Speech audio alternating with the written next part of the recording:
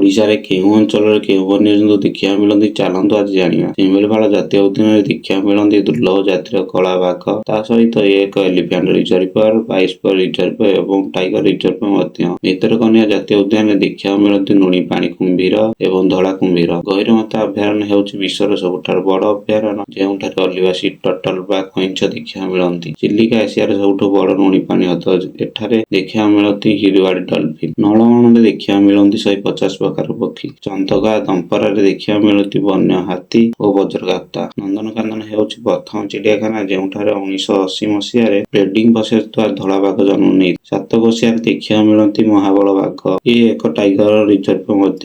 ଏଠାରେ ସୁନ୍ଦରୀ ବାଘୁଣୀ ଏବଂ ମହାବଳ ବାଘକୁ ଅଣାଯାଇଥିଲା। ଟିକରପଡାରେ ଦେଖିବାକୁ ମିଳିଥାଏ ହରିଆଳ କୁମ୍ଭୀର। ନୟାଗଡ଼ ବାଇଶପଲ୍ଲୀରେ ଦେଖିବାକୁ ମିଳିଥାଏ ମହାବଳ ବାଘ, ହାତୀ, କିଙ୍ଗ କୋବ୍ରା ଏବଂ ପାଇଥନ ଦେଖିବାକୁ ମିଳିଥାନ୍ତି। ଆଲୁଖଣ୍ଡ କୋଣାର୍କରେ ଦେଖିବାକୁ ମିଳନ୍ତି କୃଷ୍ଣସାର ମୃଗ।